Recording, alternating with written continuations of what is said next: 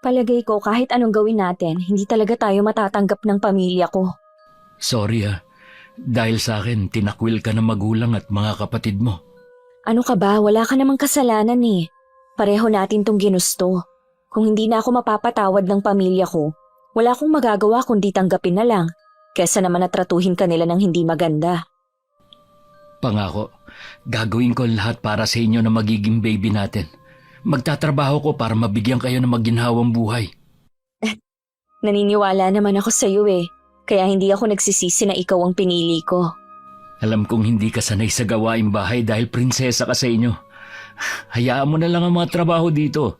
Pag uwi ko na lang galing trabaho, tsaka ko na lang gagawin. Hindi naman pwede na hanggang dito prinsesa pa rin ako. Iba na ang buhay ko ngayon. Hayaan mo na akong gumawa dito sa bahay. Matututunan ko rin naman ang mga to. Ayoko lang kasi na mahirapan ka at ang baby natin.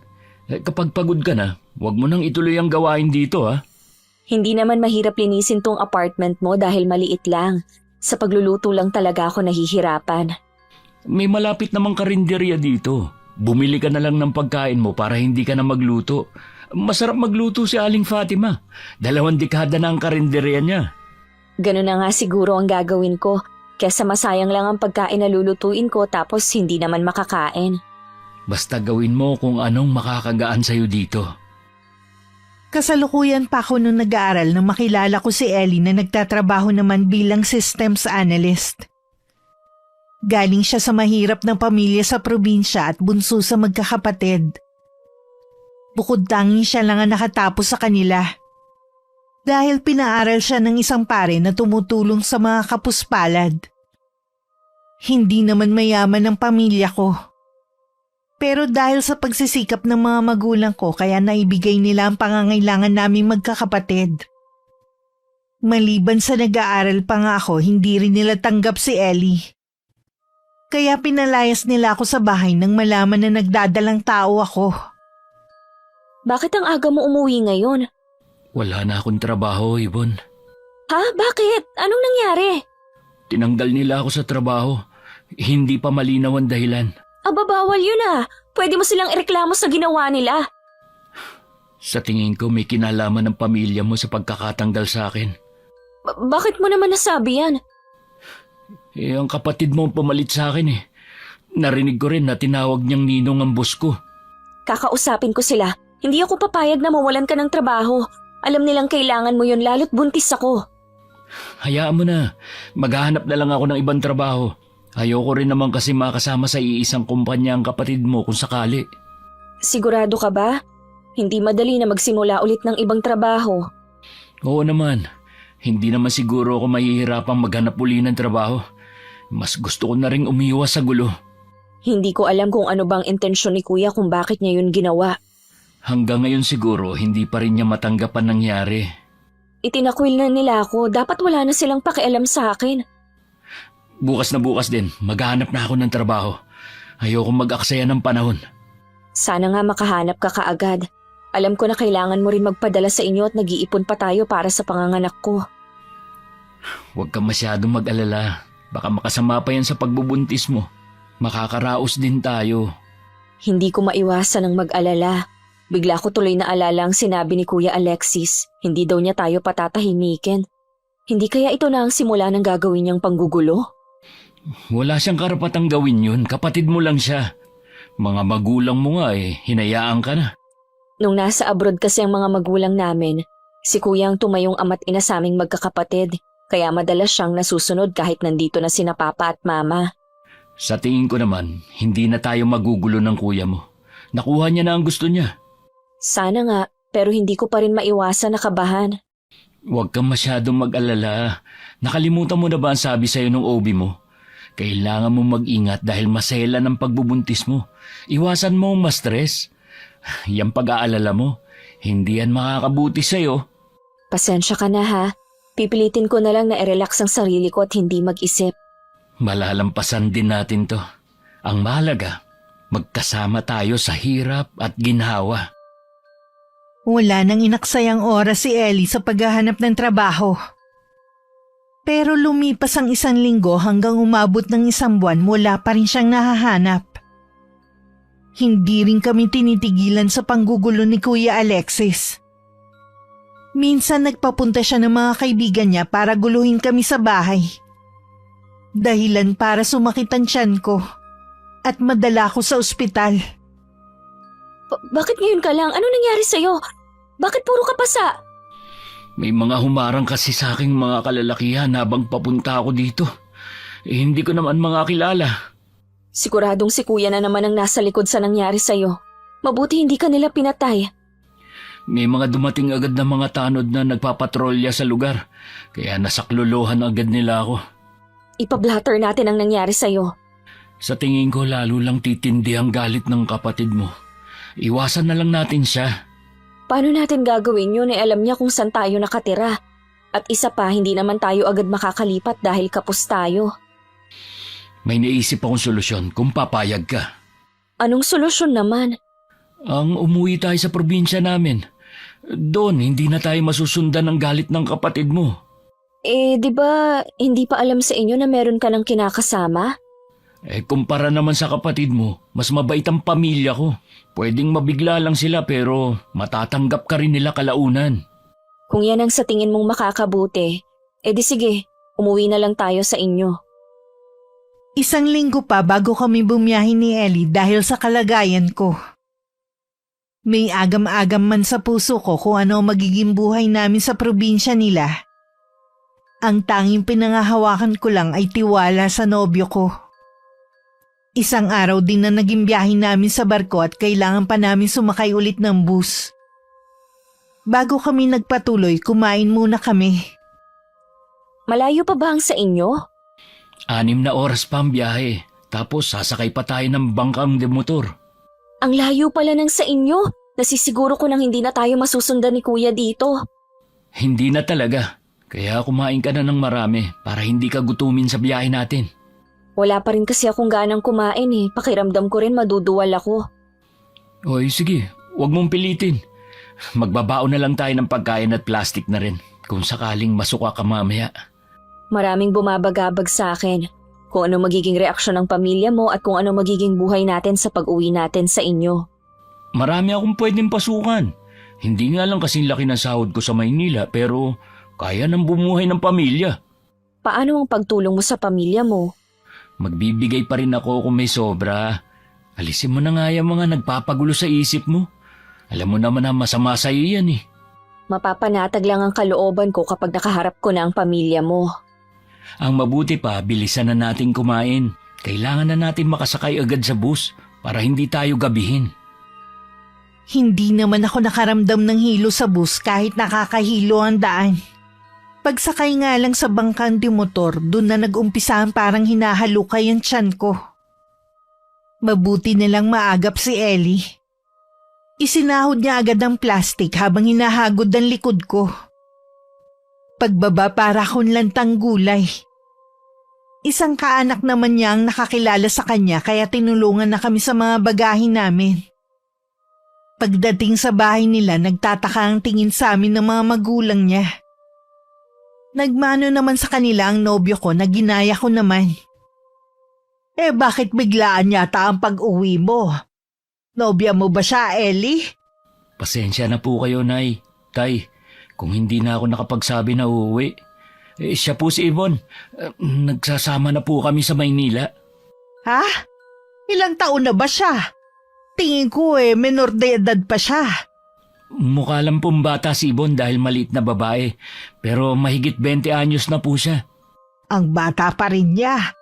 Sa dami niyong bitbit tingin ko. Magtatagal kayo rito. Nay, wala na po akong trabaho. Kaya po umuwi na lang kami rito. Ganun ba? Pancho, magsalita ka naman dyan. Dito na raw titira ang anak mo at ang kinakasama niya. Nawalan daw siya ng trabaho. Narinig ko naman ang sinabi ng anak mo. Kung ganun maligayang pagbabalik. Mabuti pa, Rosalia, ipaganda mo sila ng pagkain. Baka pagod sila sa mahabang biyahe. Salamat po, Tay. Tsaka na tayo magkwentuhan, anak, ha? Aalis kasi ko ngayon Sasamahan ko ang ninong Leo mo at si paring Quintin. May kailangan lang kaming gawin. Sige po, Tay. Mag-iingat ka, Pancho, ha? Huwag mong kalilimutan na ilak ang pinto at mga bintana, ha? Baka umagahin na rin ako ng uwi. Hinatid pa ng nanay ni Ellie ang asawa sa may pintuan bago kami binalikan. Muli akong sinuyod ng tingin na matandang babae. At saka huminto ang tingin sa may tiyan ko. Hindi naman siya nagkomento. Hindi pa siguro nahalata na buntis ako dahil maliit pa ang tiyan ko. O magpahinga muna kayo dyan at maghahanda lang ako ng pagkain ninyo. Iha, huwag ka mahihiya dito ha. Ituring mo na rin tong bahay mo. Maraming salamat po, Aling Rosalia. Nanay na lang ang itawag mo sa akin, Iha. At tatay naman kay Pancho. Sige, maiwan ko muna kayo, ha? Sabi ko naman sa'yo mababait ang mga magulang ko. Oo nga, nawala na ang kaba ko. Kanina parang gusto ko nang lumubog sa kinatatayuan ko eh. Ang tagal kasi nila bago magsalita. Normal lang ang ganong reaksyon nila dahil nabigla nga sila sa pagdating natin. Sa bagay nga, kaya lang hindi pa nila alam na buntis ako. Sa ibang araw na lang siguro natin sabihin sa kanila. Sige, ikaw ang bahala. Ikaw naman ang makikipag-usap sa kanila eh. Ilang sandali pa tinawag na kami ni Nanay Rosalia para kumain. Pasado 6:00 pa lang nun. Nagulat pa ako nang sabihin ng matandang babae na tapos na sila mag-asawang kumain. Ganun daw kasi sa kanila. Maaga ang hapunan. Nung gabi, naasahan ko ng maaga rin magpapahinga ang nanay ni Ellie. Dahil sa pagod, maaga rin kami natulog. Kinabukasan tanghali natulog pa rin ako. Hinayaan lang naman ako ni Ellie na makapagpahinga. Kinausap din siya ng kanyang ama tungkol sa amin. Alam ko na meron ka pang hindi sinasabi sa amin ng nanay mo. Kung tungkol po kay Ibon Hindi lang tungkol sa kanya. Maging sa pagkakatanggal mo sa trabaho. Ang totoo po niyan, Tay. Natanggal ako sa trabaho dahil sa kapatid ni Ibon. Ginugulo rin po nila kami, kaya nagpasya akong umuwi rito. Bakit kanila ginugulo? Nagrabyado mo ba sila? Ayaw po nila sa akin para kay Ibon Bakit naman kasi sa dami ng mga babae, sa kanya ka pa nagkagusto? Tay, mahal ko po si Ibon. Kaya nga po pinaglabang ko siya. Anong plano mo ngayon? Sa ngayon po plano ko po mag-apply ng trabaho sa bayan. Kailangan ko po kasi makapag-ipon. Matanda ka na rin naman at alam mo na kung paano magdesisyon. Lahat ng mga kapatid mo kinasal na. Sana naman kasama sa plano mo ang pakasalan ng nobya mo. Oo naman po. Kung hindi nga lang po ako nawalan ng trabaho nakaipon na po kami. Kahit kasi ayaw sa iyo ng pamilya ng nobya mo, hindi ko kayo pinalaki ng mga kapatid mo para mang-agrabyado. Kaya nga po sinama ko si Ibon dito sa atin May isa pa akong inaalala. Baka hindi siya sanay sa buhay dito sa probinsya. May idea naman po si Ibon kung anong buhay natin dito. Mabuti naman kung ganun. Ayoko lang kasi na lumaki lalo ang problema mo kung hindi kayo magkakasundo pala. Kung hindi niya kayang mamuhay ng simple, mabuti pa ngayon palang isauli mo na. May isa pa pala akong hindi nasasabi sa inyo. Hindi ko na po siya pwedeng ibalik dahil nagdadalang tao na po si Ibon Iyon ang dahilan kung bakit siya tinakwil ng mga magulang niya. Ano ka mo? Buntis ang nobya mo? Opo, Tay. Dapat pala lalo kang magsipag. Kailangan mong pag-igihan ng paghahanap ng trabaho para sa mag-ina mo. Oo naman po. Nakahinga naman ng maluwag si Ellie sa naging reaksyon ng ama sa pag-uusap nila. Sa mga magulang niya, ang itay niya ang istrikto sa kanila. Ang itay naman niya ang kumausap sa kabiyak tungkol sa kalagayan ko.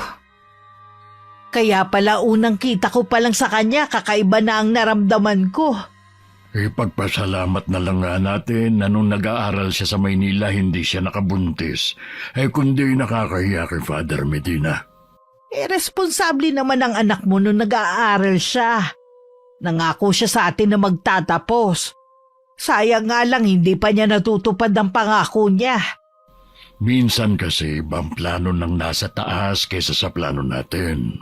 Katulad niyan, nabuntis niya ang nobya niya. Kaya wag na tayong umasa na matutupad niya ang pangako niya sa atin na maginhawang buhay. Malay naman natin maganda ang trabaho makuha niya sa bayan. Ngayong meron ng prioridad ang anak mo, sana naman huwag ka nang hihingi sa kanya ng pera. Sapat naman sa ating dalawa ang kinikita ko. Alam ko naman yon, pero kung kusang magbibigay ang anak mo, hindi ko tatanggihan, no? Sa tulong ng ninong ni Ellie, nakahanap naman siya ng trabaho sa bayan. Maaga nga lang siyang umaalis at gabi na nakakauwi sa bahay. Habang lumalaki rin ang tiyan ko, lalong bumibigat ang pakiramdam ko.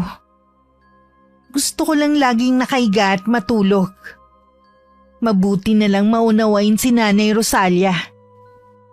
Pasensya na po kayo kung lagi na lang akong tanghali nagigising. Hindi ko po tuloy kayo matulungan sa gawaing bahay. Naiintindihan naman kita, Iha. Ganyan din kasi ko sa panganay ko noon eh. Kung gusto mo lang matulog, hindi kita pipigilan. Nabanggitin kasi ni Ellie na maselan daw ang pagbubuntis mo eh. Ganun na nga po, nung nasa Maynila nga po kami, ilang beses din po akong naospital. Delikado nga talaga ang pagbubuntis mo. Ang layo pa naman ng ospital dito sa amin. Pero huwag ka mag-alala, may kumadrona naman kami rito. Iyon po ba yung nagpapaanak sa bahay lang? Oo, mahusay yung si Clement. Siya ang sumunod sa yapak ng kanyang ina. Pasensya na po kayo, Nay, ha? Kahit po kasi mahusay pa siya, ayoko po na dito sa bahay mga anak, mas gusto ko po sa ospital. Wala namang masama sa gusto mo, kaya lang paano kung emergency? At hindi ka agad madala sa ospital? Mabuti na rin yung masabihan natin si Clement. Sige po, kayo po ang bahala. Sa umaga nga pala, pagkagising mo, magpaaraw ka sa labas nitong bahay kahit kalahating oras lang. Maganda kasi sa buntis yung naaarawan eh. Sige po, Nay, pero bukas na lang po siguro, medyo nahihilo po kasi ako. Maliban sa nahihilo ka, ano pang nararamdaman mo ha? Masakit ba ang tiyan mo? Nahihilo lang po talaga ako. Minsan po naninigas ang tiyan ko pero hindi naman po palagi. Kapag may nararamdaman ka sa katawan mo magsabi ka agad sa akin ha? Ibiniling ka sa akin ni Ellie habang nasa trabaho siya. Maraming salamat po, Nay, sa inyo ko lang po naranasan kung paano alagaan. Naikwento nga sa akin ni Ellie na parehong nasa abroad ang mga magulang mo habang lumalaki kayong magkakapatid. Kaya hindi nyo naranasan ng kalingan ng isang ina. Ganun na nga po, Nay. Inaasahan ko na silang makakaramay ko sa sitwasyon ko pero pinalayas at itinakwil pa nila ako. Hindi ako makapaniwalang may mga magulang palang kayang tikisin ng anak. Di bale, habang nandito ka at hindi pa kayo nakakabukod ni Ellie ako muna ang magiging nanay mo. Maraming salamat po. Nang sumunod na araw, sinunod ko ang bili ni Nanay Rosalia. Nang magising ako, minom lang ako ng gatas. At saka lumabas na ng bahay. Naupo ako sa parte na nasisikatan ako ng araw. Pumikit pa ako para namnamin ang init na tumatama sa mukha ko. Tama nga ang Nanay Rosalia. Masarap ang init sa umaga. Dapat pala dalasan ko ng pagpapaaraw. Ilang sandali pa naramdaman kong parang merong nagmamasid sa akin. Mabilis ako nagmulat ng mga mata at saka nagpalingalinga. Wala naman akong taong nakikita na nakatingin sa akin. Pero dama ko pa rin ang pakiramdam na may nagmamasid sa akin. Ganito pala ang pakiramdam ko noon sa Maynila.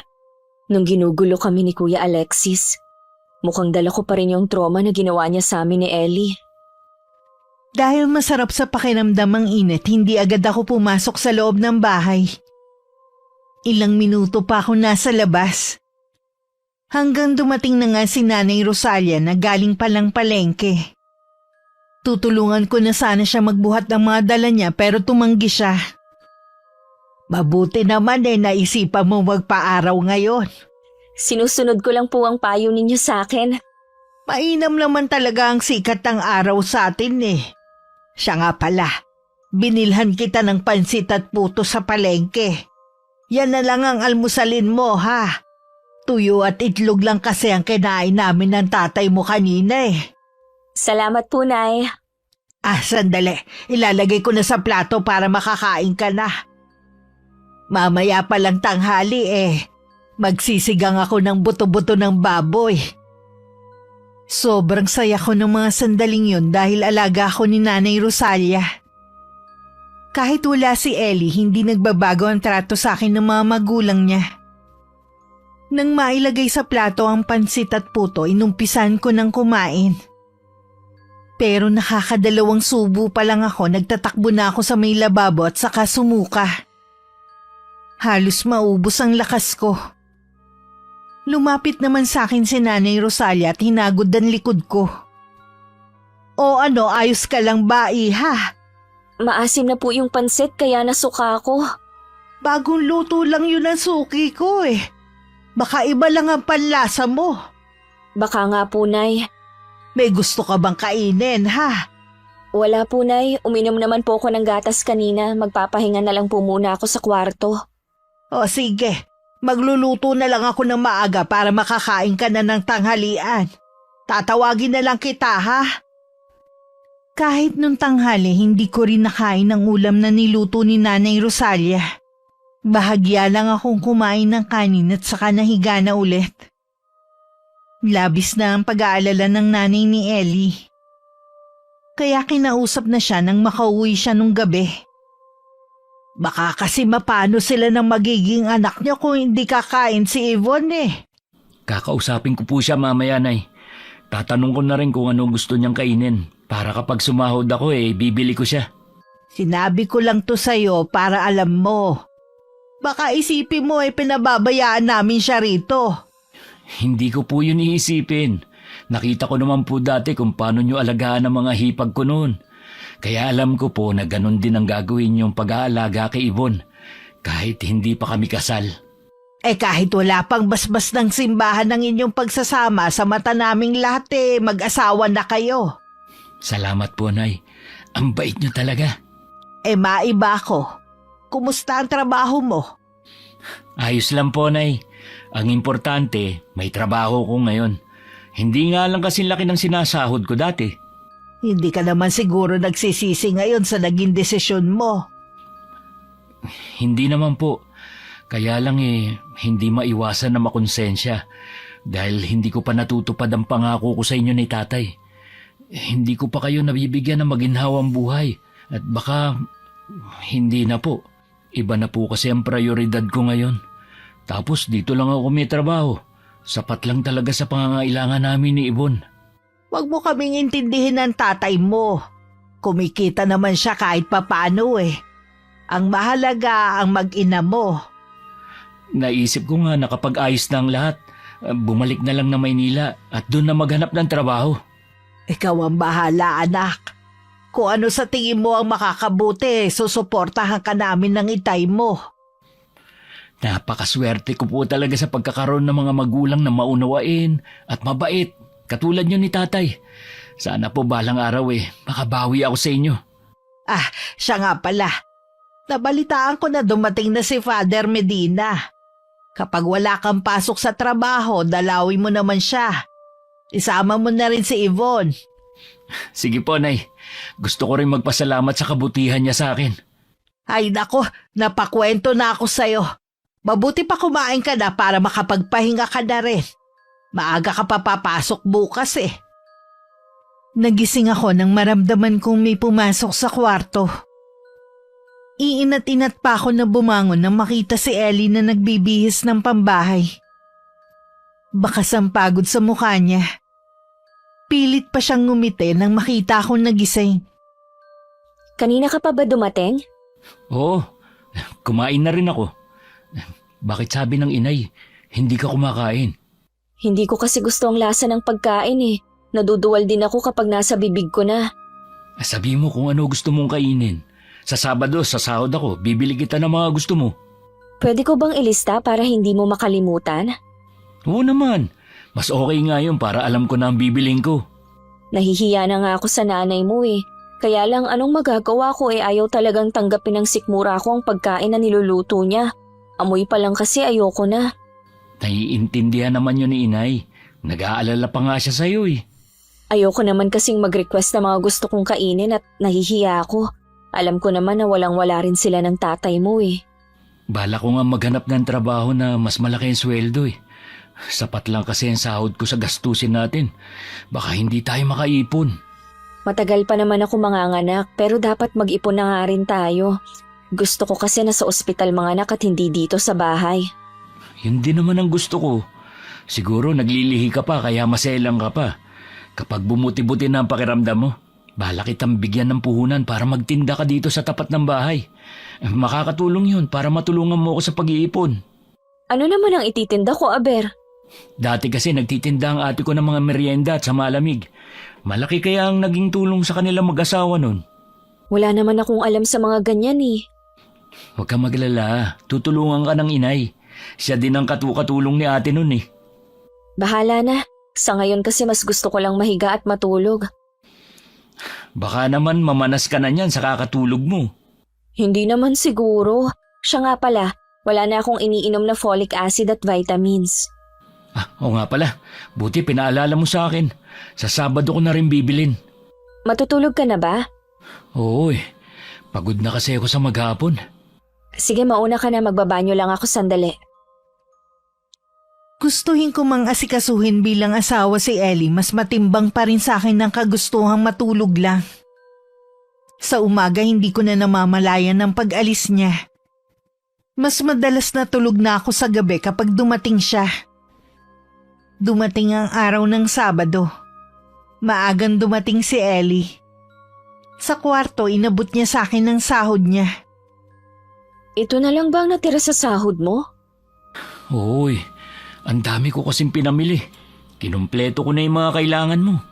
Kung ganito lang lagi ang ibibigay mo, malabo na makaipon tayo. Kaya nga tutulungan mo ako sa paghahanap buhay, di ba? Nung nasa Maynila tayo, ni ayaw mo kong pakilusin sa bahay. Lahat ng gusto ko binibigay mo, hindi tayo nagkukulang. Tapos ngayon gusto mo tulungan kita sa paghahanap buhay. Iba naman kasi nung nandun tayo, mas malaki ang sahod ko sa trabaho. Ngayon maliit lang at hindi na nga ako nakapagbibigay sa mga magulang ko. Sana naman maintindihan mo ang sitwasyon natin. Pansamantala lang naman to eh. Maghahanap din ako ng bagong trabaho. Akala ko naman mas magiging maayos ang kalagayan natin dito. Sobrang layo na nga sa kabihasnan, wala man lang mapasyalan, kakarampot pa ang sahod mo. Huwag mong sabihing nagsisisi ka nang umuwi tayo rito. Hindi naman sa ganon, hindi lang ito ang inaasahan ko. Bago tayo umuwi, sinabi ko na kung anong daratnan mo. Pasensya ka na ah. Dala lang siguro to ng pagbubuntis ko. Masyado akong madrama ngayon. Naiintindihan naman kita eh. Pasensya ka na rin kung nahihirapan ka sa sitwasyon natin. Itatabi ko na lang to para puhunan sa balak nating pagtitinda. Itabi mo na lang yan para sa panganganak mo. Ako na ang bahala sa puhunan na gagamitin mo. O sige, mabuti pa magmerienda ka na muna. May biniling bananak yung inay mo kanina. Ikaw, ayaw mo bang kumain? Ayoko nun, itsura pa lang kasi mukhang hindi na masarap. O sige, maiiwan na muna kita ha. Nang makalabas si Ellie, nahiga na lang ulit ako. Ang bigat na naman kasi ng pakiramdam ko. Naabutan pa niya ang nanay niyang nag-aayos ng mga pinamili niya. Nasaan si Yvonne? Handa na ang merienda niyo. Ayaw po ni Ibo ng banana Q eh. Hayaan na lang po natin siya. Ganun ba? Tinatanong ko naman siya kanina kung anong gusto niyang kaining merienda sa naglalako eh. Kahit na ano ang sagot niya. Baka po nahihiya lang sa inyo.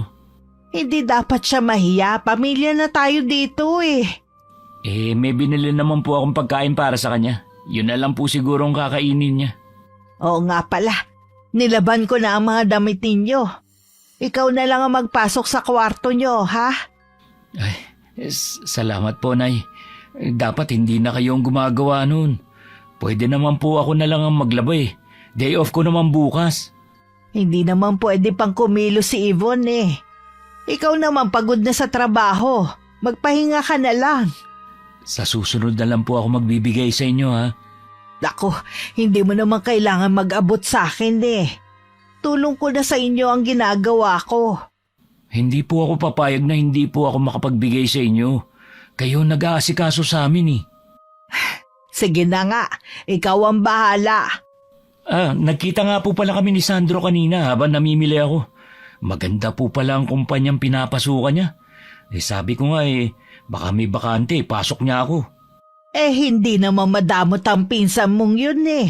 Siguradong tutulungan ka noon. Pareho nga pala kayong paaral ni Father Medina. Nauna lang siya sa'yo. Oo nga po, pareho kaming pinalad. Gusto mo bang ipagtimpla kita ng kape? Sige po, Nay. Dapat nga si Ibon ang nag-aasikaso sa akin eh. Babawi naman siya sa'yo kapag tapos na ang paglilihi niya. Sige na, kumain ka na muna. Lalabas lang ako sandali ha. May kailangan lang kasi ako sa kapitbahay nating si Fanny eh. Sige po, Nay. Maglilimang buwan na ang tiyan ko pero pakiramdam ko hindi pa rin natatapos ang paglilihi ko. Lagi pa rin masama ang pakiramdam ko. At mas gusto ko pa rin ng laging nakahiga. Dumating ulit ang sahod ni Ellie. Saktong palabas ako ng kwarto nang makita kong inabutan niya ng pera ang nanay niya. Mabilis akong bumalik sa loob bago pa nila ako mapansin. Oh, gising ka na pala. Tara muna sa labas. Nasaan na nga pala yung pinabili ko sa'yo? Nandun sa kusina, inaayos ni Inay. Kunin mo at dito na lang sa kwarto mo ilagay. Ha? Mga pagkain yun, baka naman langgamin tayo. At saka, hindi magandang nagtatago ng pagkain sa kwarto. Baka kung ano pang isipin na Inay. O bakit? Ikaw naman ang bumili nun ah. Ako nga. Kaya ayokong lalabas na parang pinagdadamutan natin sila. Bibigyan naman natin sila. Mas gusto ko lang kasi na nandito sa loob ng kwarto natin. Sa susunod na lang, wag muna ngayon. Okay, sige. Parang wala ka yata sa mood ngayon ah. Hindi lang siguro maganda ang gising ko. Lagi pa rin ba mabigat ang katawan mo? Oo, lalo na ngayon. Wala pa rin tayong nabibiling mga gamit para sa baby natin. Marami namang naitabing baru-baruan ng mga kapatid ko. Nagsabi naman silang ipapahiram na lang sa'yo para hindi na tayo bumili. Ayoko nga. Unang baby natin to, dapat lang na bago lahat ng mga gamit na bibilhin natin. Siyempre, yung mga wala, yun ang bibili natin. Hindi praktikal ang gusto mo na lahat kailangan bago. Kung meron namang magbibigay sa atin. Pag-iipunan naman natin ang pangbili, di ba? Hindi nga praktikal, lalo na sa sitwasyon natin. Bahala ka na nga. Ikaw naman na nagtatrabaho sa ating dalawa eh. Masyado namang mainit ulo mo. Sa bagay, ganyan nga yata kapag buntis. Gusto ko sana siyang sitahin sa pagbibigay ng pera sa nanay niya. Pero nagpigil na lang ako. Nagmukmuk na lang ako sa kwarto hanggang sa tawagin ako para sa hapunan. Wala naman akong imik na naupo. Lihim ako napasimangot nang makita ang ulam sa mesa. Munggo kasi at pritong galunggong. Wala bang ibang ulam? Hindi mo ba gusto munggo? Hindi eh, kahit yung isda. Naku, pasensya na iha. Hindi ko alam eh. May dalata dyan. Ipagbubukas na lang kita ha. Ayoko din po ng delata, Nay. Paano ba to? Sarado pa naman ang karinderya dito. Hanggang 4:00 lang kasi sila eh. Ano bang gusto mong iulam ha? Gusto ko po sanang pritong manok. Teka lang. Pupunta ako sa may tindahan. Baka may tinda silang manok doon. Huwag na po kayo mag-abala, Nay. Bukas na lang po mag-uulam ng manok si Ibon. Anong uulamin ko? Kung ano nakahaing ulam. Ayoko nga ng ulam na yan. Kung ayaw mo ng ulam, huwag kang kumain. Hindi talaga. Yvonne, huwag ka munang pumasok sa kwarto nyo. Hindi ka pa kumakain. Hayaan nyo na lang po siya, Nay. Alam mo namang buntis ang nobya mo eh. Baka mapano sila na magiging anak mo. Hindi naman po kasi tamang utusan pa niya kayo eh. Ako naman na nagkusa na bilhan siya ng ulam na gusto niya. Ako na lang po bahalang bumili ng ulam na gusto niya mamaya. Kumain na lang po tayo. Binilisan na ni Ellie ang pagkain niya para makabili na siya ng manok na gusto kong ulamin. Siya na rin na nagprito at nang makaluto tinawag na ako. Pero nagbago na ang isip ko. Ayoko na ang ulam na yun dahil mamantika masyado. Ayaw mo na ng ulam? Yung munggo na lang siguro ang uulamin ko. Matagal na naman kasi nung huli akong kumain nun. Niloloko mo ba ako, ha? Ha? Bakit naman kita lolokohin? Pagod na nga ako maghapon sa trabaho tapos mag-iinarte ka pa. Hindi naman ako nag-iinarte. Ayoko talaga nung ulam kanina, nagbago lang ang isip ko. Ewan ko ba, ganito yata talaga kapag buntis pabago-bago ng gusto. Dinadahilan mo lang yata yung pagbubuntis mo eh. Anong pinagsasabi mo dyan ha? Pagpalit na lang kaya tayo ng kalagayan para mas maintindihan mo ko. Oo na, lumabas ka na doon para kumain. Baka gusto mo pa, subukan kita. Nawalan na ako ng ganang kumain. Eh di wag, hindi naman ako matutulog ng gutom eh. Imbis na intindihin mo ang kalagayan ko, ganyan pa ang ipinapakita mong ugali. Sumusobra ka na kasi. Lahat na nga ginagawa ko para sa'yo. Kung makaarte ka, akala mo tagasunod mo ang mga tao dito. Huwag mo sanang kakalimutan na ikaw ang nag-uwi sa akin dito. Nasinangayunan mo naman, di ba? Ni isa nga sa mga ipinangako mo walang natutupad Gusto mo pa na magtinda ako sa harap ng bahay nyo para lang dagdag kita? Ni minsan hindi ko pinangarap na maging tindera. Eh di wag, kung ayaw mo akong tulungan. Nagsusumikap naman ako para maibigay sa'yo ang lahat ng mga pangangailangan mo. Nagkukulang pa ba ako sa'yo, ha? Oo! Mas okay pa rin ang buhay natin sa Maynila. Alam mong nawalan ako ng trabaho dahil sa kuya mo. Hindi rin niya tayo pinatatahimik tapos sasabihin mo, mas okay ang buhay natin doon? Kung ayaw mo dito sa amin, ay sige, bumalik ka doon. San ka pupunta? Huwag mo nga akong tatalikuran habang kinakausap kita, Ellie! Tuloy-tuloy lang na lumabas ng kwarto namin si Ellie at hindi na pinansin ang pagtawag ko. Mabuti na lang wala ang mga magulang niya ng mga oras na yun sa bahay. Hindi narinig ang pag-aaway namin. Kasalukuyang nasa bahay sila ng isang anak na malapit lang naman. Hindi na rin ako kumain ng hapunan. Kinabukasan maaga akong gumising. At naabutan ko na si Nanay Rosalia sa kusina. Hindi ka na yata kumain ng hapunan. Siguro nakatulog ka na. Teka, ipagtitimpla kita ng gatas mo. Nasaan po si Ellie? Kasama ng tatay niya. Maaga silang nangahoy para makauwi agad. Malimit na kasing umulan sa hapon kaya kailangan na mag-ipon ng mga panggatong. Ganun po ba, Anay? Lalabas po muna ako, magpapaaraw lang ako.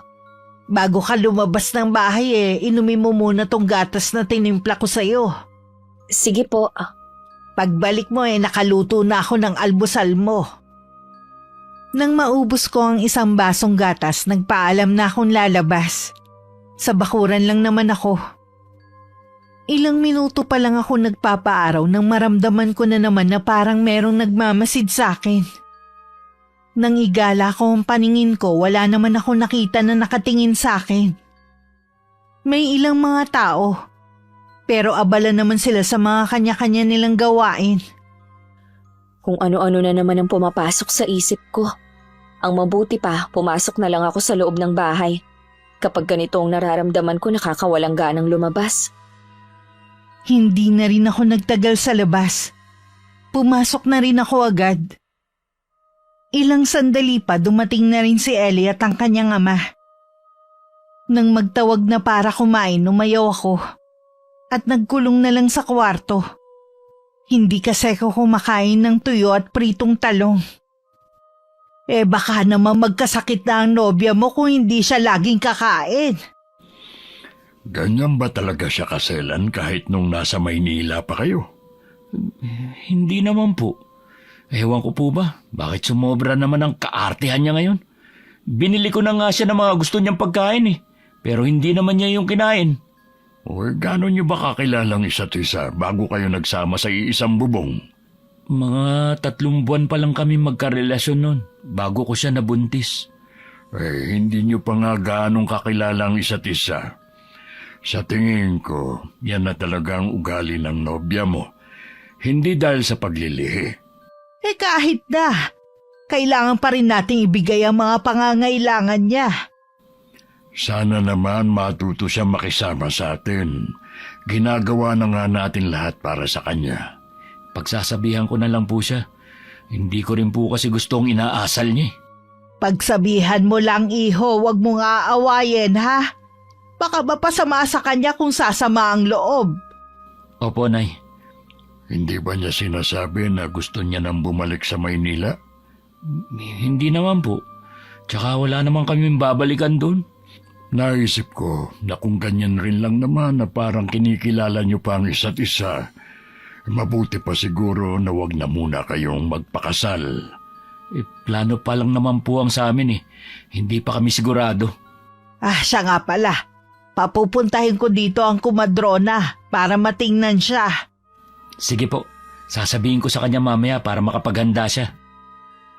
Nagbabasa ako ng magazine nang pumasok si Ellie. Tiningnan ko lang siya bago ibinalik ang tingin sa binabasa ko. Umupo naman siya sa dulong bahagi ng higaan. Hindi ka ba kakain? Ayoko. Pumunta ng talipapa si inay. Bibilang ka ng pagkain. Hindi na lang sana siya nag-abala. Ayaw mo pala makaabala. Dapat kumakain ka. Sa ayoko ng pagkain na niluluto ng nanay mo eh. Sa susunod, ikaw na lang ang magluto ng kakainin mo. Kung pwede nga lang sana, kaya lang laging masama ang pakiramdam ko. Dahilan mo na lang yata yan eh. Anong dahilan? Kung pwede nga lang makipagpalit sa'yo para maintindihan mo, para hindi mo rin ako pinagdududahan na umaarte lang. O siya, tama na nga. Baka mauwi na naman sa mainit na pagtatalong pag-uusap natin. Nananahimik kasi ako dito sa loob ng kwarto, papasok ka. Kwarto ko rin to, kaya may karapatan akong pumasok kung kailan ko gusto. Oo na! Baka sa susunod sabihin mo ng bahay niyo to at wala akong karapatan. Ang dami mo na agad sinabi. Oo nga pala, darating dito yung kumadrona. Gusto kang patignan ng nanay. Sa doktor lang ako magpapatingin at hindi sa kumadrona. Sa doktor ka naman talaga nagpapacheck up eh. Gusto lang sigurong makatiyak ni inay na nasa maayos kayong lagay ng anak natin. Ayoko nga sabi, wag mo na ipilit ang gusto nyo. Eh di wag, ikaw na nga ang pinagmamalasakitan eh. Nang hindi ako mapilit ni Ellie, lumabas na siya ng kwarto. Bumigat naman ang pakiramdam ko at naiyak na lang ako. Hindi ko na alam ang nararamdaman. Hindi na rin ako sigurado kung dahil pa to sa pagbubuntis ko. Nang mga sumunod na araw, hindi kami nagkikibuan ni Ellie. Para bang may pader sa pagitan namin.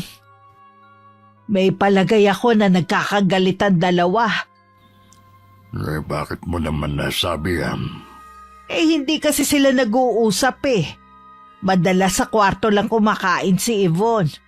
Para di malamig ang pakikitungo ng anak natin sa kanya.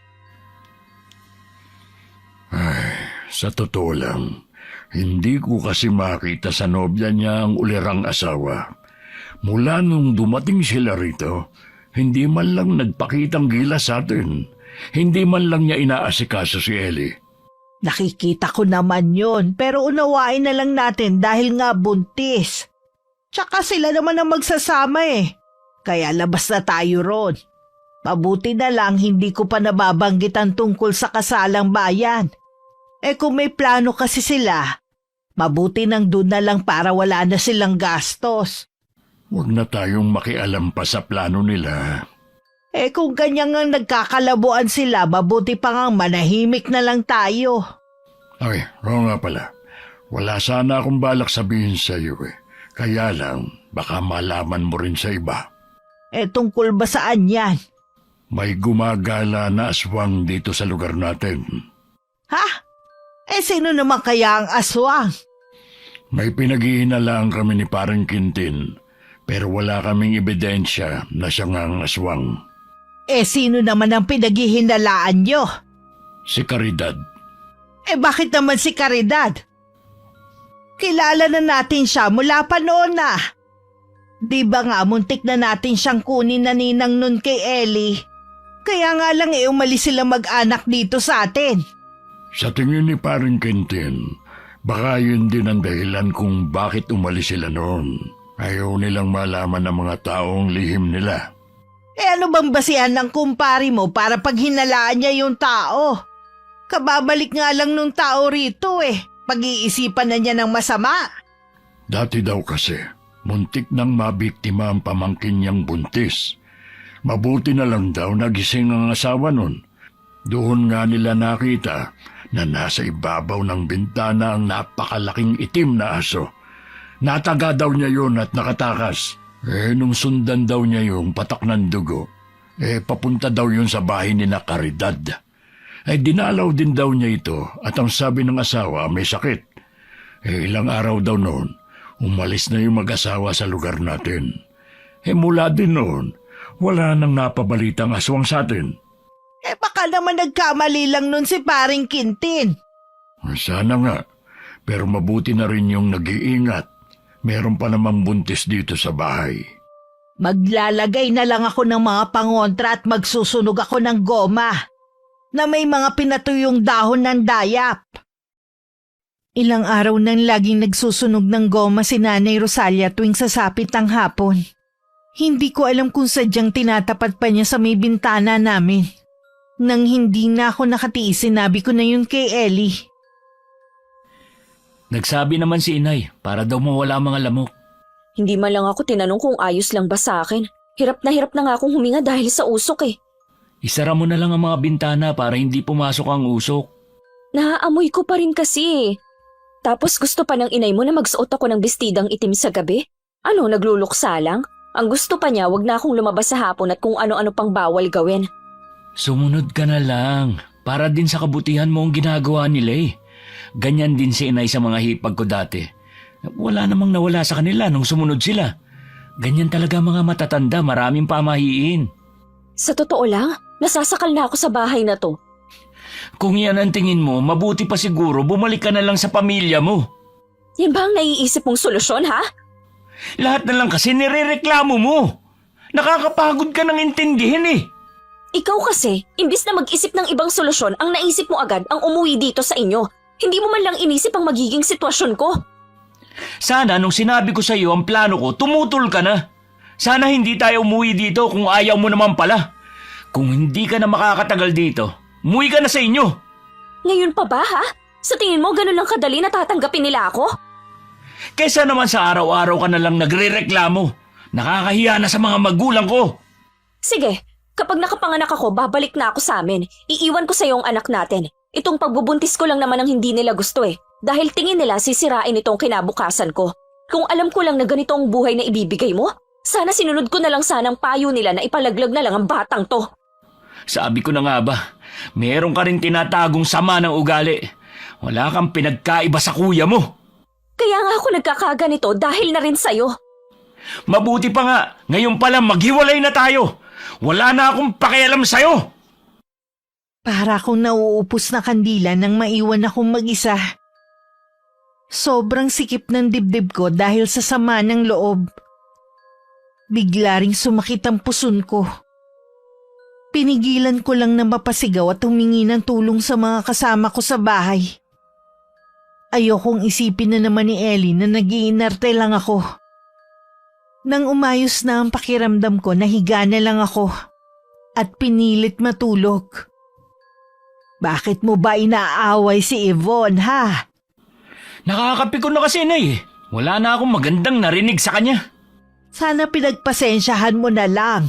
Alam mong buntis Kung alam ko lang na ganyan pala ugali niya, hindi ko na sana siya inuwi rito sa atin.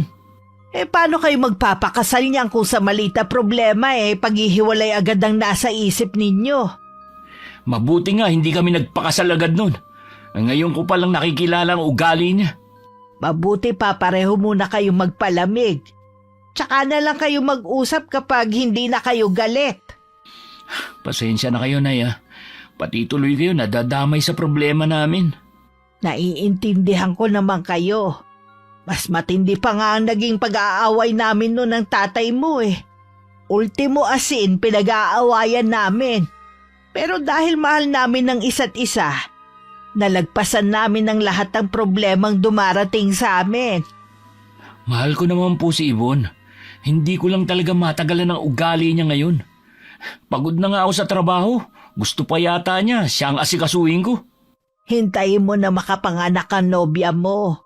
Kung ganun pa rin ang ugali niya at hindi mo na talaga matagalan, mag-usap kayo alang-alang sa anak ninyo. Maghiwalay kayo ng maayos. Sisikapin ko pa rin pong maisalba ang pagsasama namin. Nang mga sumunod na araw, lalo ako naging bugnutin. Konting ingay, nagagalit ako. Katulad na lang ng araw na yun. Ako lang ang mag-isa sa bahay. Nagpaalam na aalis ang mga biyanan ko at bago daw dumilim, uuwi rin. Nagising ako dahil sa pagtama na matigas na bagay sa mismong bintana. Agad akong lumabas para sitahin ang may gawa nun. Isang dalagitang nakita kong nasa labas. Ikaw bang bumato sa bintana namin? Ano, sumagot ka? Iha, apo ko si Leila. Meron siyang kapansanan. May problema ba? Yang apo nyo, binato ang bintana ko. Nagising tuloy ako. Imposible yata yan. Magkasama kami ng apo ko. Sandali lang naman akong bumili sa tindahan. Siya lang po ang naabutan ko dito sa labas. Walang ibang tao dito. Kanina may mga batang nandito. Baka silang may gawa nun. Hoy bata, sinong bumato sa bintana ko? Sumagot ka kasi para maliwanagan tayo. Gaya ng sabi ko kanina, may kapansanan ng apo ko, hindi siya nakapagsasalita. Naku, palusot pa. Sa susunod po, bantayan niyo ang apo niyo, perwisyo eh. Huwag mo naman sanang sabihin na perwisyo ang apo ko. Kahit kailan wala siyang inaabalang tao. Anong tawag niyo sa ginawa niya? Wala sigurong saysay na makipagtalo sa'yo. Hindi ka naman tumatanggap ng paliwanag. Parang ako pang ipinalalabas mong mali ah. Ako na ang humihingi ng pasensya sa iyo. Dapat lang, no? Lalong uminit ang ulo ko nang parang ako pa ang pinalalabas na masama ng matandang babae. Naglalakad na silang maglola palayo nang dumating naman si Ellie. Lumingon pa sa amin na matandang babae bago nagpatuloy sa paglalakad. Sino ang mga yun? Yung batang kasama nung matanda, binato lang naman ang bintana. Ha? Nabasag ba? Hindi naman, kaya lang nagising ako eh. Tapos tinatanggi pa nila na sila ang may gawa. Ibig sabihin, hindi mo naman talaga nakita? Wala namang gagawa nun kundi yung batang yon. Paglabas ko, siya yung nandito. Kahit na, hindi mo sila dapat pinagbintangan. Maraming makukulit na bata dito. Baka sila may gawa. Wala ngang bata akong nakita dito maliban sa kanya. Sana naman hindi nagalit yung matandang babae. Sino kaya sila? Ibig sabihin hindi sila taga rito? Ngayon ko lang sila nakita eh. Mabuti pa pumasok na tayo sa loob ng bahay. Nung gabi nagising ako dahil sa maalinsangan na panahon. Pakiramdam ko rin tuyong-tuyo ang lalamunan ko. Nang sulyapan ko si Ellie, mahimbing siyang natutulog. At bahagya pang ang humihilik. Dahan-dahan akong bumangon para hindi siya magising. Nang nasa kusina na ako, hindi pa man ako nakakainom ng tubig, bigla na lang kumirot ang puson ko. Sa sobrang sakit na pasigaw na ako. Ah, Iha! Ano nangyayari sa'yo? Kumikirot po ang puson ko. Halika, aalalayan kita sa pag-upo. Bakit gising ka pa ng ganitong oras, ha? Nauuhaw po kasi ako kaya ako bumangon eh. Ano nangyayari dito? Mabuti nagising ka, anak. Sumasakit ang puso ni Yvonne. Ha? Huwag mo sabihin mga anak ka na. Hindi pa. Bantayan mo muna ang nobya mo. Pakalmahin mo ang loob niya. Lalabas lang ako ng bahay. Ano po ang gagawin niyo sa labas? Hindi po ba umuwi kagabi ang itay? Nagbilin siya na hindi makakauwi eh. May kailangan lang daw siyang gawin. Kanina pa kasi ko hindi mapakali eh. Palagay ko yun ang nagpagising kay Yvonne. Mabilis nang lumabas ng bahay si Nanay Rosalia. Bit-bit ang parang latigo. Narinig pa namin ng malakas at sunod-sunod na murang pinakawalan niya. Hindi na rin gaanong masakit ang tiyan ko. Naninigas na lang. Sinong minumura ng inay mo? Hindi ko rin alam eh. Dapat hindi na lang lumabas ng bahay ang inay mo, baka mapano siya. Ayos ka na ba? Oo, puntahan mo na ang inay mo. Sige, dito ka lang ha. Sinundan ko pa ng tingin ang paglabas ni Ellie sa bahay. Napahawak naman ako sa tiyan ko nang bigla itong humilap. Samantala naabutan ni Ellie ang ina na nakatingin sa may madilim na bahagi. Nang sundan niya ng tingin ang tinitingnan nito, kulang na lang mabuwal siya sa pagkakatayo. May naaninag kasi siya na 2 bilog na kulay pula. Nay, ano po yan? Bakit ka lumabas? Nag-aalala po kasi ako sa inyo eh. Anong klaseng hayop po ba yan? Hindi yan pangkaraniwang hayop lang. Mabuti pa pumasok na tayo sa loob. Umalis ka na, halimaw! Dadaan ka muna sa ilalim ng bangkay ko bago mo malapitan si Yvonne. Umangil pa ng malakas ang nilalang. Nang matamaan ng liwanag ng buwan, naaninag ni Ellie ang anyo. Lalo siyang nilokoban ng matinding takot nang makita ang kabuuan nun. Pagkatapos silang titigan nun, kumaripas na yun ng takbo. Isang aswang po ba yun, Nay? Oo, iho. Kaya dapat natin ingatan ang nobya mo. Totoo pala talaga mga aswang. Pumasok na tayo sa loob ng bahay. Bahagya pa akong nagulat nang biglang bumukas ang pinto at pumasok ang mag-ina. Agad na lumapit sa akin si Nanay Rosalia at hinawakan ng tiyan ko. Kumusta ang pakiramdam mo, iha? Ayos na po, medyo kinakabahan na lang po. Ellie, mabuti pa samahan mo na si Yvonne sa kwarto nyo. Magpahinga na kayo. Sige po, Nay. Si Nanay Rosalia na natiling nasa sala lang. Alam niya kasing babalik ang aswang para subukan muli akong aswangin. Nasilip pa niya sa maliit na siwang ang malaking aso na paikot-ikot sa may bakuran. Umalis lamang yun na magliliwanag na. Tulog pa ba si Yvonne, ha? Opo, Nay. Bakit po ang aga niyong gumising? Samantalang napuyat din kayo kagabi. Kahit anong puyat ko maaga pa rin akong nagigising. Nay, yung nilalang kagabi na... Binanggit mo ba kay Yvonne? Hindi po. Baka kasi lalo siya matakot. Wag na lang muna nating banggitin sa kanya, ha? Alam niyo ba kung sino ang aswang na yun? Hindi ko rin alam, iho. Dahil ngayon lang naman may lumitaw ulit na aswang dito sa atin Siguradong babalik ulit dito yun. Anong gagawin natin? Huwag ka matakot. Marami kaming alam na pangontra ng itay mo laban sa aswang. Hindi siya makakalapit kay Yvonne. Ay, salamat, Nay. Mabuti na lang nandiyan kayo. O sige na, mag-almusal ka na. Papasok ka pa sa trabaho mo Sumunod naman si Ellie sa kanyang ina. Sinilip pa niya ako sa kwarto bago umalis. Ilang sandali lang dumating na rin si Tatay Pancho. Agad na ikinuwento ni Nanay Rosalia sa asawa ang naganap nung nagdaang gabi. Kumusta naman si Yvonne at ang sanggol na dinadala niya? Ayos naman na. Hanggang ngayon nga ay tulog pa rin. Napuyat kasi kagabi. Si Caridad nga talaga ang aswang. Hindi pa naman tayo nakakasiguro sa bagay na yan. Mahirap mambintang, no? Mula lang naman bumalik siya, saka muling nagpakita ang aswang. Tama si Paring Quintin. Aswang si Caridad. Ingatan na lang natin na mag-ina. Hanggat narito tayo hindi magagawang lumapit ng aswang na yon. Kukuha ko ngayon ng libon ng kawayan. Ilalagay ko yon sa silong ng bahay natin.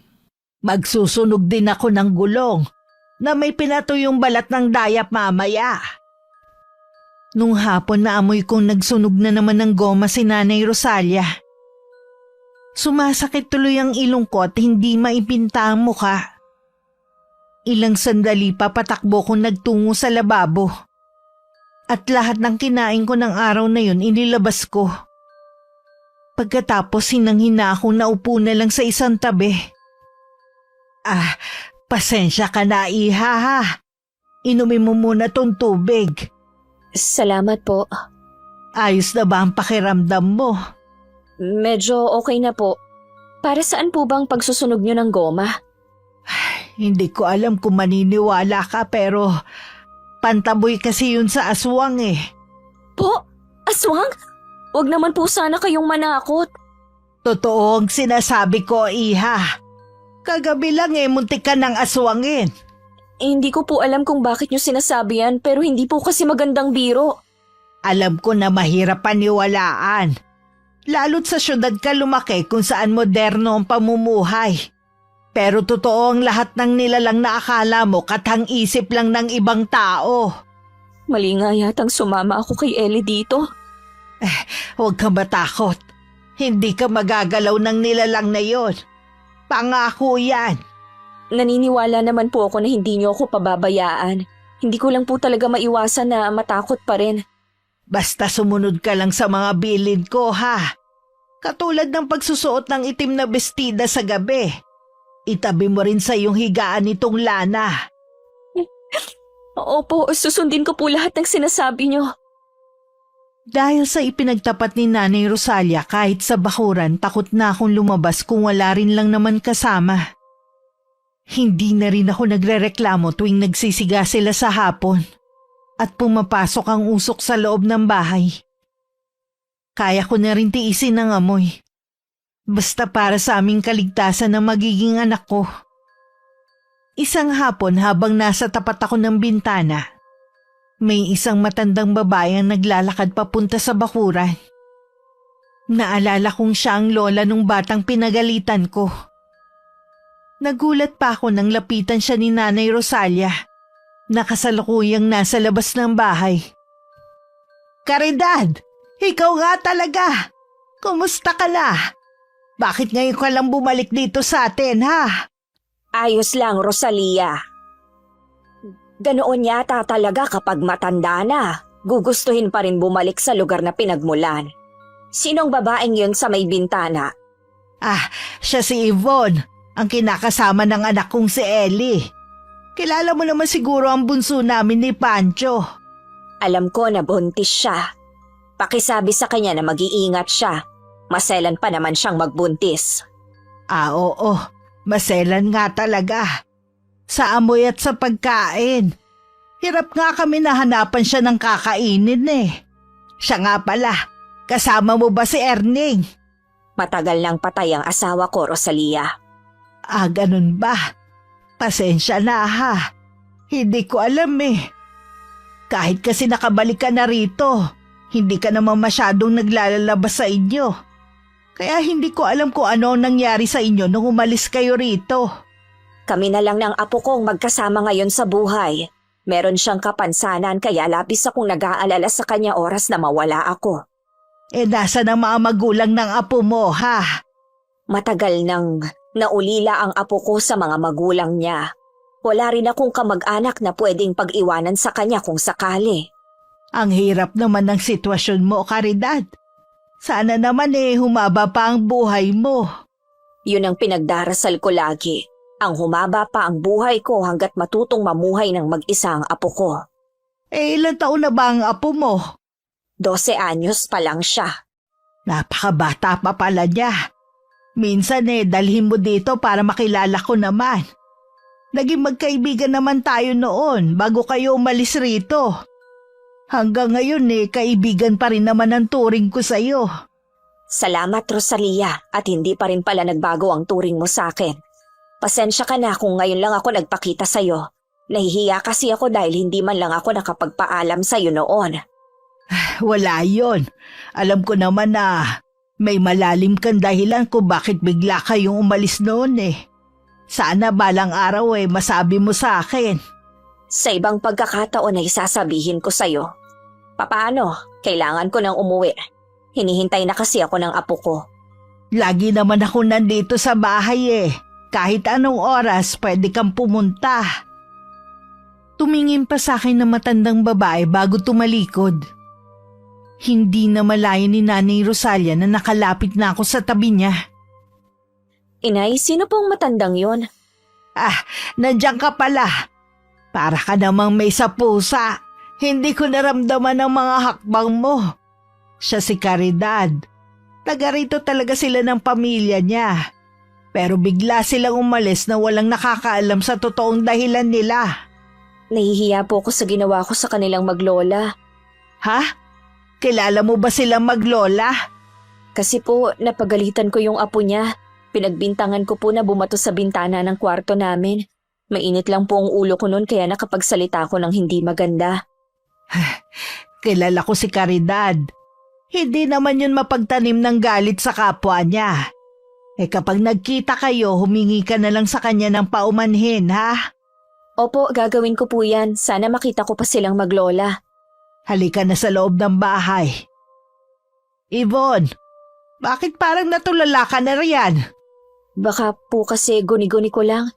Ilang beses ko po kasi itong nararamdaman kapag nandito ako sa labas ng bahay. Anong ibig mo sabihin?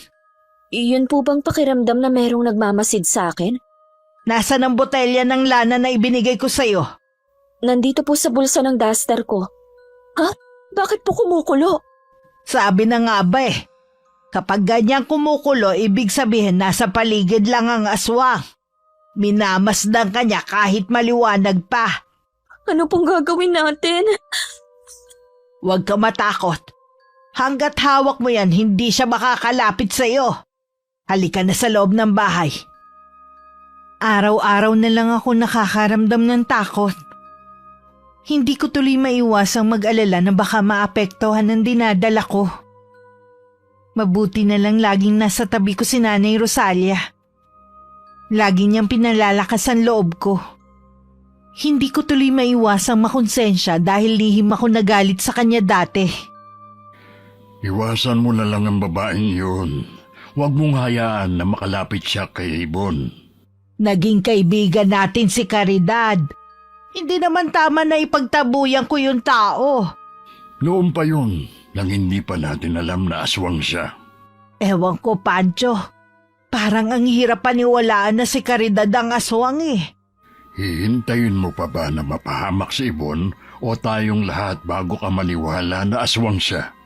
Wala naman kasi kung naramdaman na kakaiba habang kausap ko siya kanina.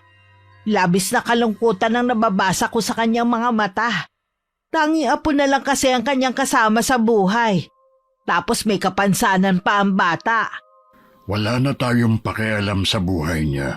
Ang kaligtasan ninyo ang tanging mahalaga sa akin. Pasensya ka na, Pancho. Hanggat wala kang ebidensyang maipakita na si Caridad nga ang aswang, hindi ko siya maaaring iwasan. Bakit ba ang tigas ng ulo mo, ha? Mahirap lang kasing tanggapin ang itinuring kong kaibigan na isa palang aswang. Hindi pa ba sapat ang testimonya ni Paring Quintin? Maaaring nagkamali lang siya noon. Hindi naman niya nakita mismo na nagpalit ng anyo nun si Caridad bilang aswang. Muntik na ngang mabiktima ang pamangkin niya. Basta. Hindi ako basta maniniwala. Ay sige, ako mismo ang huhuli sa aswang na yon oras na bumalik siya rito. Dahil sa kakatuwang pangyayari, nagkabati na rin kami ni Ellie. Muling bumalik ang tamis ng pagmamahalan namin. Hindi na rin ako maarte sa pagkain. Parang tapos na ang paglilihi ko. Wala rin kaming kamalay-malay na may binabalak ang kanyang mga magulang kung sakaling babalik ang aswang sa bahay. Wala ka bang napapansin na kakaibang kilos sa mga magulang mo? Wala naman. Normal lang naman ang ginagawa nila. Ilang gabi na kasi sila na parang hindi natutulog Huwag mong sabihin na binabantayan mo sila. Nagising lang kasi ako ng alanganing oras nung gabi. Tapos, maririnig ko nag-uusap sila sa sala. Sa tingin ko inaabangan nila ang aswang. Hindi kasi yung titigil hanggat hindi niya nakukuha ang gusto niya sa'yo. Masyado na talagang perwisyo ang aswang na yon. Paano kung makapasok siya dito sa loob ng bahay? Malabo yun sa dami ng nakapaligid na pangontra sa buong bahay. Hindi rin siya sasantuhin ng mga magulang ko. Natatakot pa din ako. Huwag ka na matakot. Maliban sa mga magulang ko, nandito ako para protektahan ka. Kaya matulog ka na mahimbing. Babantayan kita. Salamat ha. Salamat kasi nagkaayos na tayo. Dahil sa matinding antok, maaga akong nakatulog. Ilang sandali lang ganun din si Ellie habang nakayakap sa akin. Samantala nagising naman sina Nanay Rosalia at Tatay Pancho dahil sa mga kaluskos sa labas ng bahay. Nang sulyapan nila ang botelya ng lanang nakapatong sa lamisita, kulang na lang umawas ang langis nun dahil sa pagkulo. Nandito siya.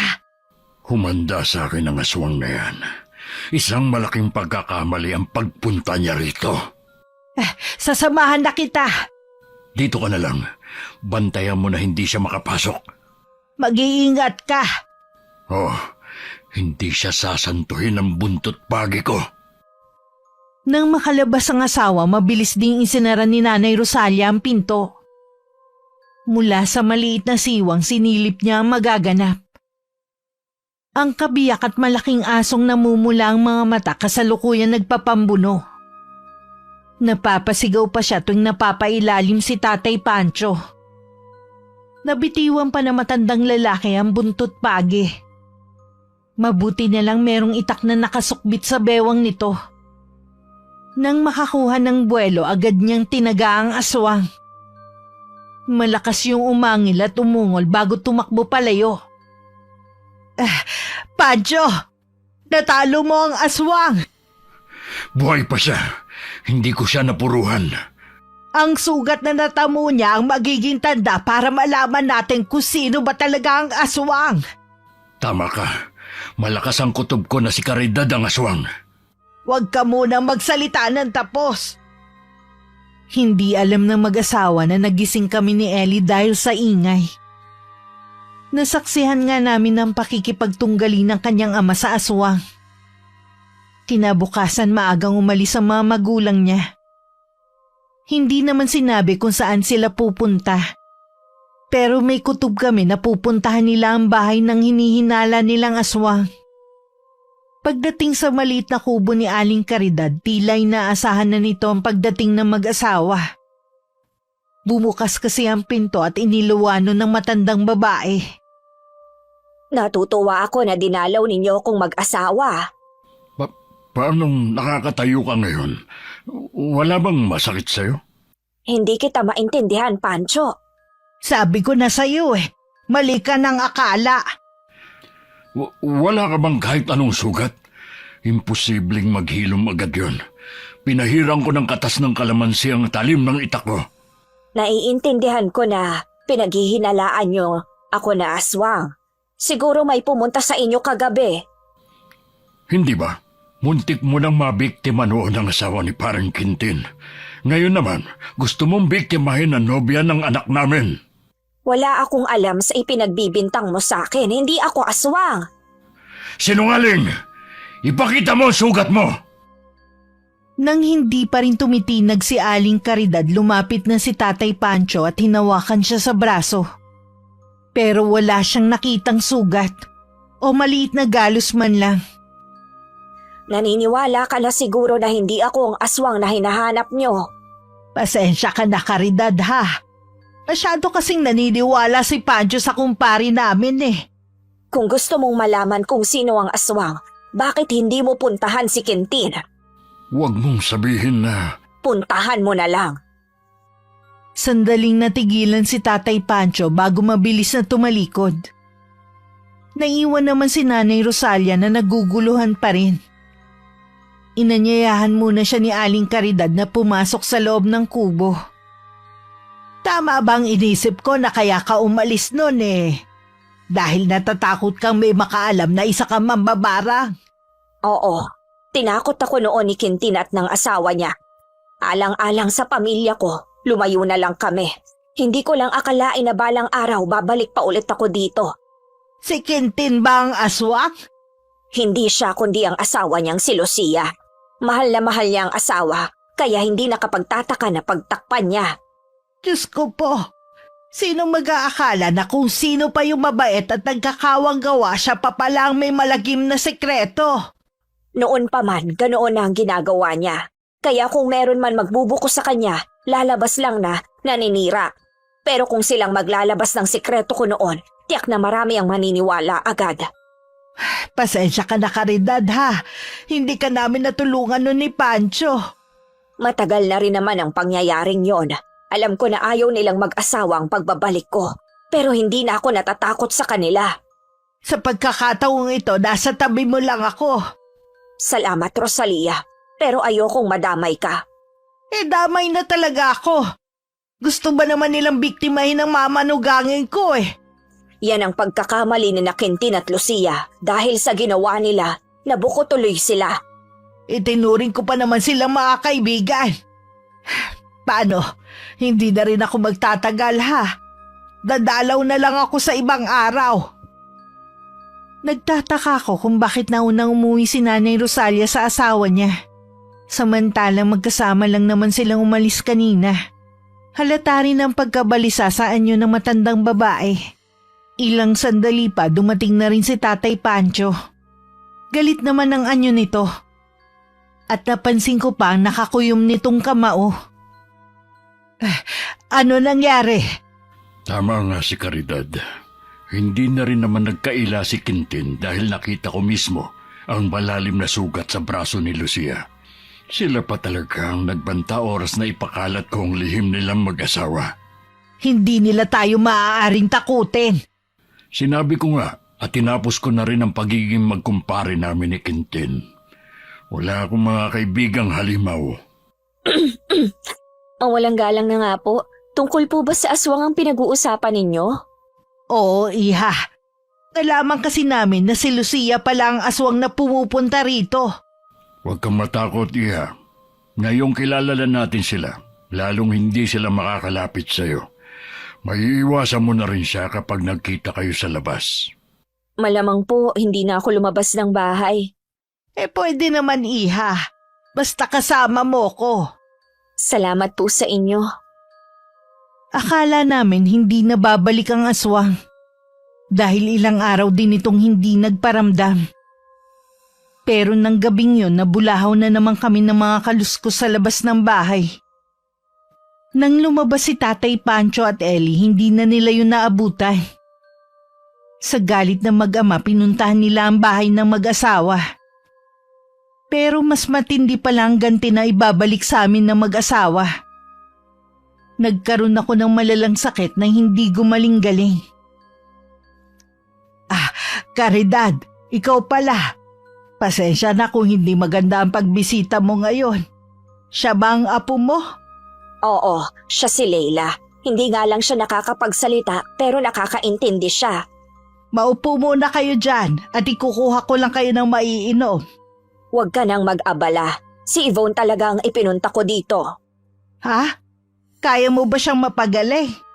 Hindi lang ako mambabarang. Kaya ko rin makapanggamot. Kulam ang nangyayari sa kanya na mula sa aswang kaya matindi ang pinagdadaanan niyang hirap. Kung hindi natin siya maaagapan, ikamamatay niya ang sumpa ng aswang na yon. Tulungan mo si Yvonne at ang magiging apo namin. Ako na ang bahala sa kanya. Ibabalik ko rin ang sumpa kay Lucia. Napatingin ako sa matandang babae na pumasok sa kwarto namin. Naalala ko na siya ang lola nung batang pinagbintangan ko noon. Panay din ang tulo ng mga luha ko dahil sa sama ng pakiramdam. Hindi ko mailarawan ang sakit na nararamdaman ko. Ilang araw na akong hindi nakakakilos, na para bang naparalisa na ang buong katawan ko. Huwag kang mag-alala. Gagamutin kita. Naalala ko na po kung sino kayo. Pasensya na po kayo ng apo nyo Hindi ko sinasadya na makapagsalita ng hindi maganda. Kalimutan mo na ang pangyayaring yon. Hindi kami marunong magtanim ng galit sa kapwa namin. Pakiusap po, iligtas niyo ang baby ko. Magpakatatag ka, alang-alang sa kanya kung gusto mo siyang mailigtas. Opo. Bahagyang hinilot ni Aling Caridad ang sentido at ulo ko. Hinawakan din niya ang maumbok kong tiyan. Bigla ko naramdaman ang paggalaw ng sanggol sa sinapupunan ko na ilang araw ko ring hindi maramdaman. Pumipintig pa ang puso ng anak mo. Tuso din talaga si Lucia. Dahil hindi niya makuha ang anak mo, binigyan ka na lang niya ng karamdaman. Ay, salamat naman. Ilang araw na rin ako nag-aalala dahil sabi ni Yvonne hindi nga daw gumagalaw ang sanggol sa kanyang sinapupunan. Ligtas na ang apo mo. Ibabalik ko na lang kay Lucia ang ginawa niya. Isang matinding barang ang gagawin ko sa kanya. Nang araw na yun napagaling ako ni Aling Caridad. Para lang ako nagdahilan. Labis ang pasasalamat ko sa pangalawang buhay na ipinagkaloob sa akin ng Panginoon. Nang sumunod na araw nabalitaan namin na nagkasakit na maluba ang mag-asawang Quintin at Lucia. Makalipas ang ilang araw nabalitaan na lang din namin na sabay silang pumanaw. Sabi ng mga saksi, lumabas daw ang napakaraming insekto sa kabaong ng mag-asawa. Doon nila nakumpirma na binarang nga sila. Noon pa alam na natin na yun ang mangyayari sa kanila. Ang dahilan ng pagbabalik ni Caridad para makaganti sa mag-asawa. Umalis na nga kasi ang pamilya ni Caridad dito. Nagawa pang paslangin ni Lucia ang anak at manugang ni Caridad. Maaga tuloy na ulila ang apo niyang si Leila. Hindi na siguro nakilala pa ni Lucia ang anak ni Caridad. Dahil ang gusto lang niya ang sanggol sa sinapupunan nito. Ganun na nga. Kanino kaya pinasa ni Lucia ang perlas na itim? Wala naman silang anak ni Quintin eh. Pero siguradong meron siyang pinasahan. Kailangan nating maging handa kapag may lumabas na naman na bagong aswang sa lugar natin. Mula nang bumalik sa dati ang katahimikan sa lugar, naging malapit na rin sa amin si Leila. Madalas din na dumalaw sa amin si Aling Caridad para kumustahin ang pagbubuntis ko. Lumipas ang ilang buwan nang anak ako ng malusog na sanggol na lalaki. Itinakda na rin ang pagpapakasal namin ni Ellie. Sa kaibuturan ng puso ko, maasa ko na sana balang araw matanggap na kami ng pamilya ko. Nagpapasalamat din ako sa pangalawang pamilya na tumanggap sa akin. Wakas,